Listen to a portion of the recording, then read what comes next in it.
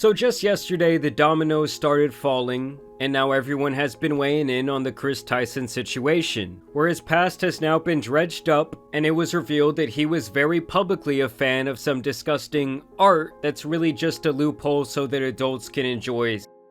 Kris was such a big fan of this style of art, in fact, that back in the day he bought a print from this guy named Shadman, who was infamous for creating this stuff, and he went out and hung this up in his living room for everyone to see. Above that, he had some eerily similar accusations as Dr. Disrespect did only a few weeks ago regarding interactions with one of his biggest fans who at the time was 13 years old. Well, now, like what often happens when someone gets put in a situation like this, more people have come forward with their stories regarding Kris, old videos have resurfaced, and more messages have come to light. And I'm going to begin to all of that and more in today's video. First, I did want to talk about some of the tweets and statements that Lava continued to make yesterday, where he says, "Can you guys help me counter all of these lies? Kris's messages to me were sent in public Discord servers and groups, but everyone is framing it as if it was one-on-one. Kris literally did nothing wrong." So it seems like he's going to be holding true to his original statement that he was not a victim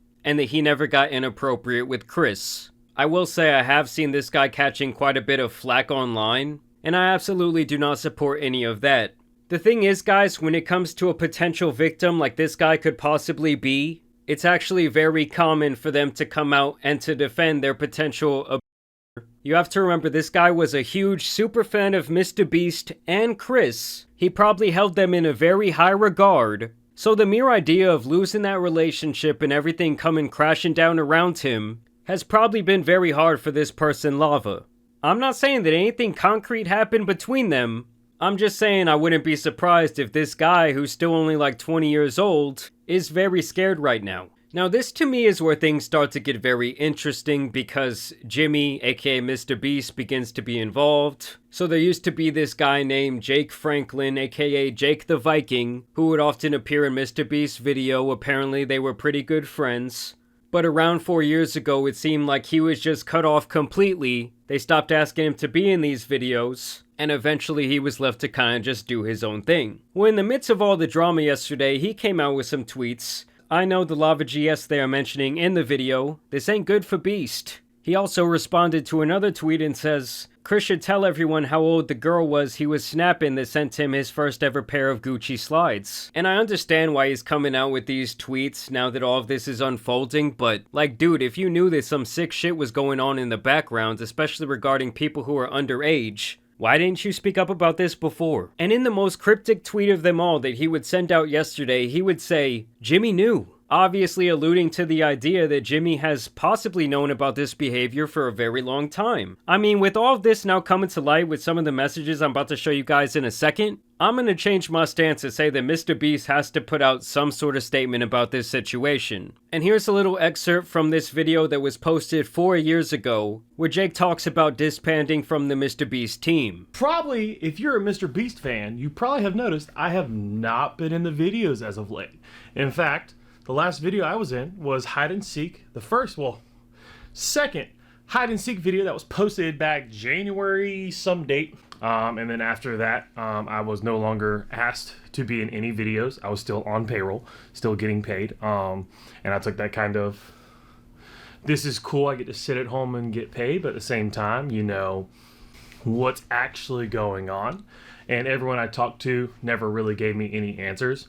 Till super recently, when finally I was able to meet down a couple people and kind of put everything out on the table, and it came down to my piece no longer fit the puzzle, if that's the best way to put it. So he goes on in this video to actually be pretty respectful towards mrbeast. He was thankful for the opportunity, and at least here, which this is like 4 years ago, he says he feels no ill will towards him or anyone on the team. But now that more is now coming to light, we see that that might not be true. Keemstar would also tweet out yesterday, "Kris Tyson supported the cartoon artist Shadman that drew my daughter at 8 years old in a manner. This is a known fact. Privately, me and Kris Tyson even had a conversation about this roughly a month ago, as it still upsets me, which is very understandable. And I actually did go back and research this a little bit myself, where I found an old live stream from Shadman being confronted about drawing these pictures of Keemstar's daughter. And even at that time, he acknowledged how much of a disgusting scumbag he truly is. About, to be honest, but yeah, it's pretty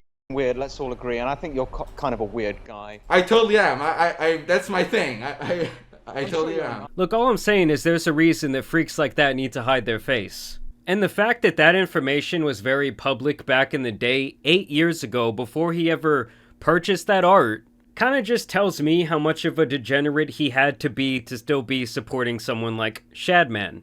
They even dug up his old Reddit, which he also had exposed himself via some sort of tweet couple months back, and they say the joke is that Shadman makes corn out of anything. This right here is apparently Chris's old account, and he says it ain't corn unless it's got a... yeah, I'll let you read that. And he also continues on to say, ah yes, this will make a fine addition to my collection. And something tells me, guys, that he was not joking. And this is just stuff that Kris was out there posting publicly. Like, I'm gonna need that hard drive pulled pretty soon, and that's if the black SUVs haven't already shown up at the house. And I'm not talking about the FBI's, I'm talking about MrBeast's. Now here's where things potentially get even darker for MrBeast, as another alleged former employee came out to say this. Certified lover boy, certified. Hold on, let me turn off the music. I'm outside MrBeast's studio. Nah, guys, the fact that that song and Drake's name has become like synonymous with these type of accusations is crazy, but let's get back to the video. Video right now. Here's a cornfield. I'll explain that tomorrow. I've just been driving by looking to see, you know, is there an FBI raid going on? What's happening? My name's Dawson. I worked at MrBeast from February to May of this year, 2024. Kris is the tip of the iceberg. And when Jake the Viking says, MrBeast knew, yeah, MrBeast knew.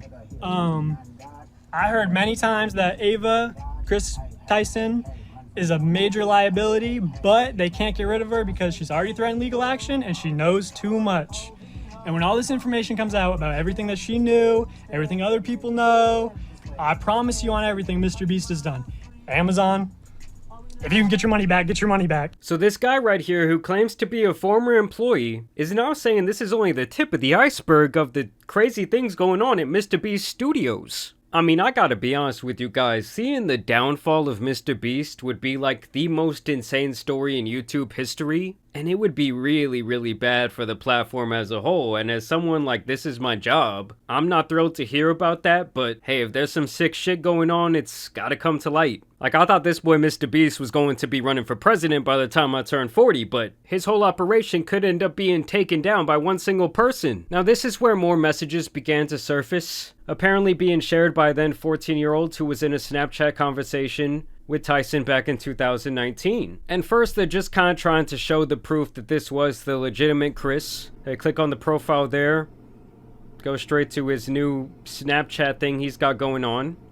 And so as you can see, they're having some sort of conversation via Snapchat, which wouldn't exactly be surprising to me, as a lot of strange people like to go onto Snapchat because they think, oh, the messages, they're not going to be there forever. And as you guys can see here, apparently Kris is once again calling this person dad, which he was also apparently doing to the lava character we talked about yesterday. And honestly, within these messages, I don't really see anything necessarily inappropriate going on. I mean, I guess he was sending some peculiar emojis, but it's still just weird to me. Like, why were you in contact on private messengers with several people who were not even close to being of age? Like, anytime that's even a thing, I already see that as a huge red flag, and y'all kind of know where there's smoke, there's usually fire. And as you guys can see, much like their Twitter page, when I go and try and click on Kris's Snapchat, his profile is nowhere to be found, leading people to believe that he's trying to further cover up this evidence. I mean, wiping your socials clean, to me, is never the look of an innocent person. And here's to me where things start getting super f***ed up. Like, if the allegations I'm about to show you are true, oh, Kris is just beyond cooked, like they shouldn't even return to the internet. Now, I will say, these type of videos can be faked, but you would have to be pretty good at digital graphics, just like I said with the Dr. Disrespect situation. Now, this person came forward anonymously, which I would completely understand, especially given what we've seen that guy Lava go through the last 24 hours and the way people have straight up ridiculed him. But they say I would like to stay anonymous, but Kris Tyson was texting me back in 2020 when I was 14. I'm 18 now. I commented on one of his tweets. He saw it and messaged me when I was young and I couldn't see what he was doing was and manipulating me, but looking back at it, I can see it now. And so once again, this anonymous source just kind of wanted to show proof that they were talking to the real Kris apparently. And as you guys can see there, they scrolled through the DMs, they clicked to his profile, and that is indeed Kris's profile that now has no tweets. I mean, I'm not saying you would have to be like some sort of computer genius to do this, but to me, this does all look pretty legit. And so the message thread starts apparently in the middle of a conversation where he says, "Nothing, how is that video turning out? Good." And then he shares a link to a MrBeast video. I opened a free bank, which let me check on my phone if like the dates line up. He claims this happened in 2020. Oh my god. The dates line up, everyone. 4 years ago. Oh man. I don't know why. I sent a bit of a shiver down my spine. Okay. So he says, "I barely got screen time. I wish you could see me more." To which this person says, "I wish I was in a video." And apparently Kris says, "Me too. It's too soon though. I could introduce you to everyone when you get a little older apparently." And the person says, "Yeah, that would be awesome." And at first when I read these alleged messages, I was thinking, well, there's still no proof that the person was like underage. And apparently Kris says, "Me too, it's too soon though. I could introduce you to everyone when you get a little older apparently." And the person says, "Yeah, that would be awesome." But then Kris allegedly says, "Your birthday is coming up, isn't it?" "Yeah, December 2nd. You're turning 14. This person allegedly says, "I don't know where the party will be at. My mom is still deciding." Like, if we're to believe these messages are real, and someone's talking about their birthday to you, and you're a grown man, and they're talking about, "Oh, my mom is still deciding where my birthday is gonna be at," like if it's gonna be at Peter Piper Pizza, like how many red flags would there need to be that you might be doing something horribly wrong here? And this is where things get crazy. He says, "What do you want? I could give you anything." And then this person says, "We could play Fortnite. I beat you last time." Meaning they've possibly had some sort of private conversation over games once again. For all you parents out there watching right now, please deeply monitor what your kid is doing on the game and who they're talking to. That is one of the main avenues that people who are interested in kids will use to talk to them and lure them in. Not saying that that happened here. I'm just saying wise up to all that shit. If you're not, because I'm sure most of you are very good parents. You don't want anything expensive for your birthday? I could spoil you. I don't know. It's fine, look at my snap. So what? The channels of communication just continue to overlap. If this is true. This person just says, "Okay, we've been here for a while now. I'm tired. Texting you is the only thing keeping me awake right now." God. When you leave, we could play Fort or Minecraft. Not the most notorious game for weirdos. I love you. I meant I love playing Minecraft with you. I'm telling you guys, if this shit is real, this whole thing, this whole MrBeast operation is gonna have such a giant stain on it. And just right now, I'm finding these other things he was sending out, apparently via this Reddit account, where he says, "Why the would you use your VR headset for anything other than 3D and that same type of art? Gang, grape." God. I mean, I could see this much more easily being faked, but Jesus Christ. But you can still get teen love. 14-year-olds always stay 14? Pokemon came out to say, "I don't know all the details regarding the Ava situation, but I want to make it clear. Any inappropriate behavior towards minors is unacceptable, regardless of who you are." Well, thank you, Pokey, for the boldest statement of 2024. This also went viral yesterday where this old footage resurfaced. Kris Tyson old YouTube channel found where he shared revenge pics with his audience of Jeanette McCurdy from iCarly. So, recently everybody's been hearing about the Jeanette McCurdy leak of her photo. What the story is, she sent pictures to her boyfriend, her now ex-boyfriend, and he leaked them out, and she is a very popular Nickelodeon star on the show iCarly. You'll probably see the photos get taken down at some point tonight, maybe tomorrow, because Nickelodeon has that kind of power. But the link's in the description if you want to see them. I mean, I'm not endorsing people to go look at somebody else's private business, but I know that you know, people might want to see them, so it's there if you want it. So this guy literally comes out to likely his mostly kid audience and says, yeah, like, I know how much this revenge can really damage someone's life, how it can lead people to do terrible things to themselves. I don't endorse the spreading of these pictures, but hey, by the way, link in the description. And in the future, I really do want to have a greater conversation, as I kind of had before, about how wrong it is that, you know, viewing adult videos and adult images and the addiction to all that stuff, and how it's become so normalized and how it's making so many people pretty much sick in their head. I mean, I can't do anything but pretty much pray for the kids today, because they're probably exposed to so much so early on in their life. I mean, I truly do believe that, like, the normalization of pretty much having that addiction has really damaged our society as a whole.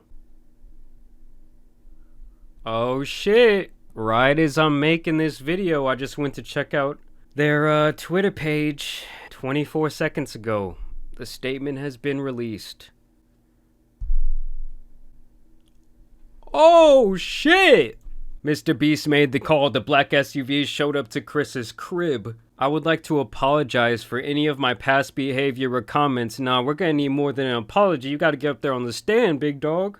If it hurt or offended anyone, yeah, I think it was pretty f***ed up what you were doing. Seeing my recent events, we've mutually decided it's best I permanently step away from all things Mr. Beast. He said, get away from my brand and social media to focus on my family and my mental health. I'm sorry, but this statement is not good enough for me. It shouldn't be good enough for anyone who's like a big fan of Mr. Beast. We need to see more than this. Mr. Beast needs to come out and say something, and this needs to be addressed on a deeper level. Like, this makes him look even more guilty to me. This makes it look like, yes, I was trying to scrub everything, and let me just like make this post real quick before everything gets really bad.